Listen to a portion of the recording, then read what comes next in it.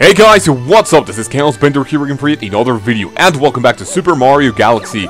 In the previous episode, we looked over some of my friend the Bowery 18's footage of Super Mario Galaxy, playing as Luigi and showing us the final star of the game. Because I actually, if you watched the previous episode, I told you that I forgot to. That in order to go to that galaxy, you need 120 stars as Luigi, and I don't have that on this file, so shout out to him. And today, the last episode of this Let's Play is going to be regarding the library and Rosalina's storybook. So, it's not really story time with the kaozbender, but a story time with Rosalina when we enter this place. Ooh. Let us begin.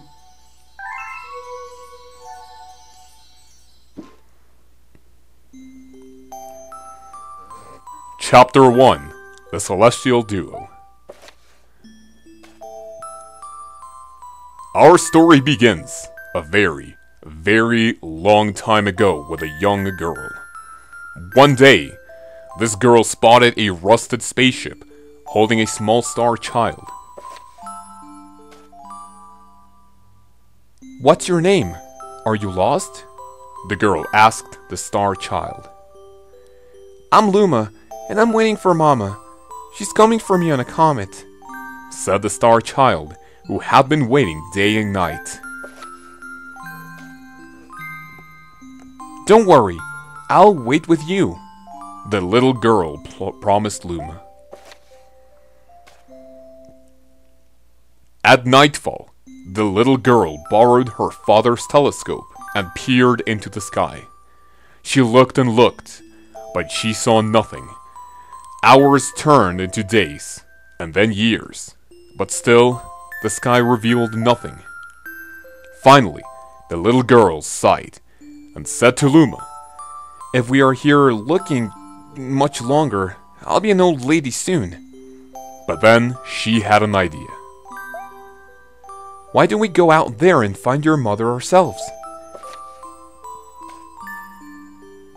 The girl and Luma fixed their rusty spaceship, and then the two set sail into the starry sky.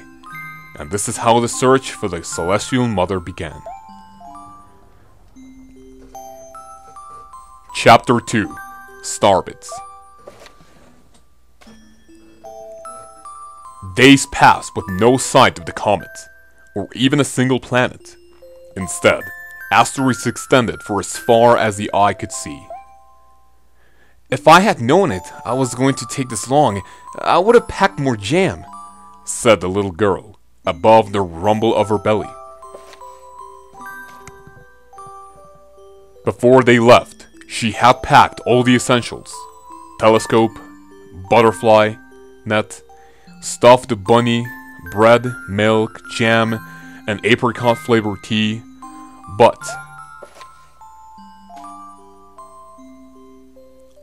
I forgot to bring water."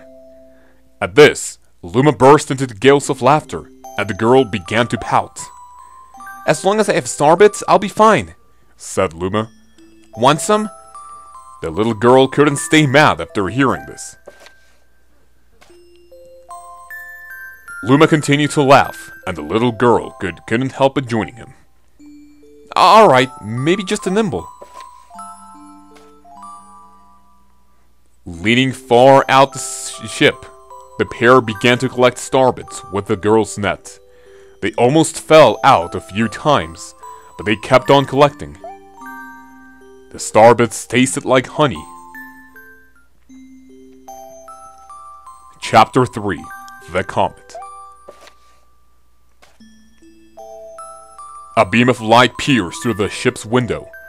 Thinking it was a morning sun, the girl peered through the window, only to find a turquoise blue comet shimmering at her.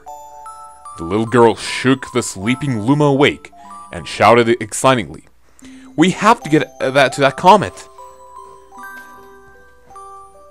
The pair descended on the comet and found that it was made of ice. They looked high and low, but Luma's mother was nowhere to be found. Exhausted, the little girl sat down with a flop, utterly unable to take another step. "Look!"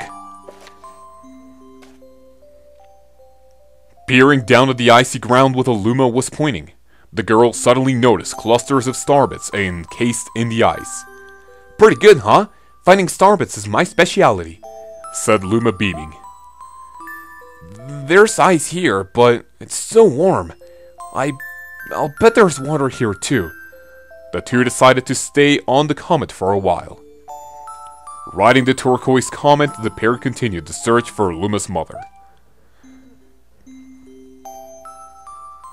Chapter 4: The Dream.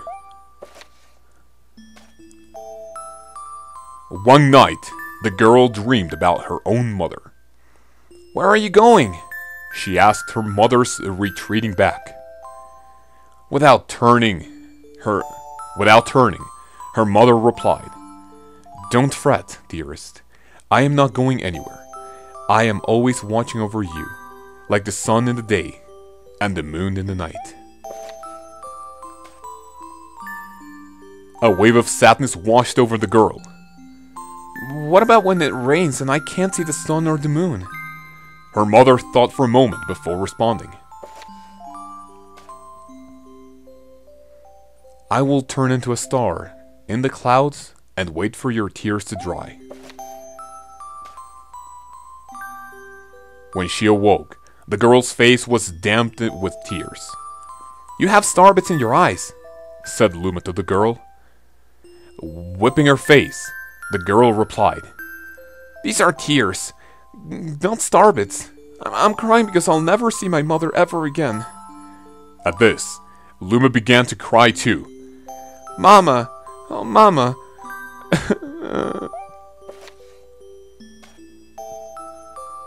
The pair traveled through the starry skies, and though they encountered many other comets, not one of them held Luma's mother. Luma was despondent. Now, Luma, the rain clouds won't go away if you keep crying," the girl said, giving Luma a squeeze. "I'll give you a present if you stop." The girl closed her eyes and said gently, "I'll take care of you." With these words, she felt a small spark in her heart. Chapter 5: Home. "The kitchen will go here, and the library will go over there," the girl said bustily to herself. "We'll put the gate here." Ever since the girl looked Luma under her care, she'd been bustling about a feverish pace. It's a lot of work, but it's worth it to make a happy home. It turned out that starbits weren't the only things buried in the ice. There were tools and furniture unlike any they have ever seen, and the girl used them to build a home. Looking at the completed house, Luma remarked, "Don't you think it's awfully big for just the two of us?"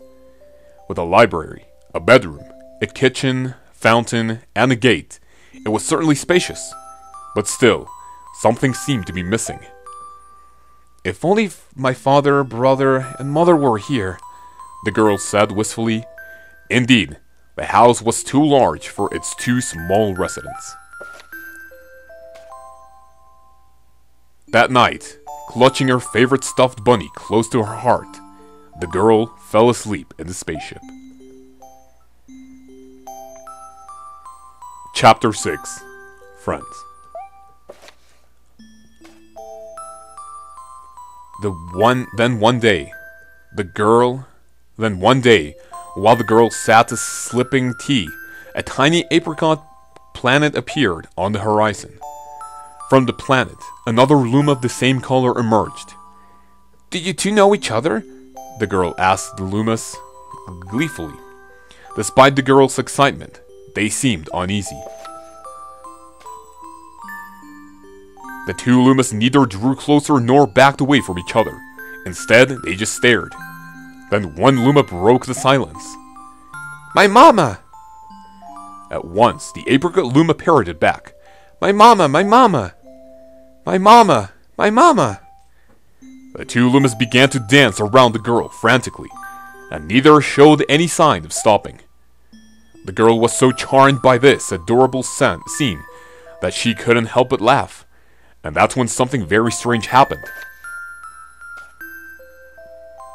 Suddenly more Lumas began to pop from the apricot planet. They were different colors, but they all shouted the same thing. My mama! My mama! The sight of all the shouting Lumas only made the girl laugh harder. What am I going to do with all these children? The Lumas just stared blankly as she doubled over laughing. I guess we'll have to name each and every one of you. Tomorrow, once she had finished naming all, she would begin moving all the Lumas into the new house. Chapter 7: The Telescope. After seeing their 100th comet, a sudden thought popped into the girl's head. I wonder if my home planet is still as blue as it was. That's when she remembered her father's telescope. Peeking into the telescope, a tiny blue dot floated into the sight. It was smaller than a starbit. How strange! It's so far away, but it feels so close. She twisted her knob of the telescope, and the blue dot grew until she could make out a grassy hill dotted with flowers. It seemed very familiar to her. Zooming even closer, a terrace on the hill came into view. I used to go stargazing there when I lived on my own planet. She remembered rubbing the sleep out of her eyes. She followed her father up to that hill to look at the stars. She remembered how she and her brother would sled down that hill. She remembered having picnics with her mother on that hill on bright, windy days. And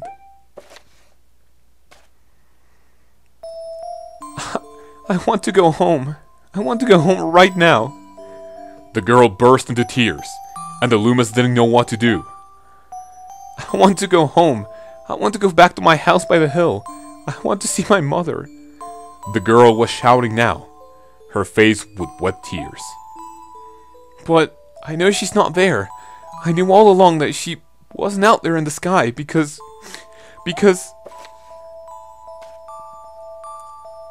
she's sleeping under the tree on the hill. The girl's cries echoed to the stars, and a hush fell over the area. Chapter 8: The Wish. Though usually quite cheerily, one day the girl became sad again. Luma drew closer and tried to comfort her. Mama, you still have me. And don't be sad about your mama, because she's part of you. That means she's always close by. It's like me. I love starbits because they remind me of my mama. No, no, the girl said, unable to stop her tears. A lonely look flickered across Luma's face, but it was soon replaced by a wide grin. I have an idea.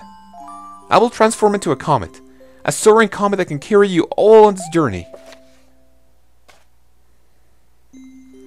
With that, Luma, trailing bands of white, soared high to the sky, and just as quickly started to plummet back down. Kabloom! Kablam! The ground shook, and a bright light poured onto the crater that the Luma had created. The bands of light twisted together to form a comet trail. And then, Luma re-emerged, reborn as a comet. The girl could scarcely believe her eyes. But how? She kept asking. Our destiny as Lumas is to transform into different things, said a red Luma who had suddenly appeared. Stars, comets, planets, we can become all of these things. When I grow up, I want to become a star that makes someone special smile, said a green Luma. A blue Luma chimed in. That Luma turned into a real cutie of a comet, didn't he? All of the Lumas together said, No more crying, Mama. Thank you, said the girl in a whisper, and she pulled the Lumas close and hugged them. From that day on, starbits no longer fell from the girl's eyes. The comet set forth for the girl's home planet, its long tail blazing proudly behind it. Final chapter. Family. With its many Lumas and telescopes, the comet was quite a sight to behold. The girl and the Lumas were proud to call it home. At a welcoming party for a new Luma, the girl gathered everyone in the kitchen and said in a loud voice than usual, "Alright everyone, let's make a cake. A cake sprinkled with star bits. Then it will be a star cake." The Lumas excitedly began to gather the ingredients. As she watched the Lumas scurry about, the girl smiled and thought to herself, "This is my family now, and I will stay with them until they are ready to leave the nest. And when they do leave, I'll see them off with a smile. Because that's what makes a mother happiest." That night, when the girl lay down to sleep, a soft light enveloped her and reminded her of the blue planet she once called home. But it would be nice to return home once every 100 years to nap in my favorite sleeping nook. The comet carrying the Lumas and the girl continues on its journey to this very day. With more family members in tow than can be counted, it is said that the comet visits the girl's home planet once every 100 years, its proud white tail glittering in the sky. The end.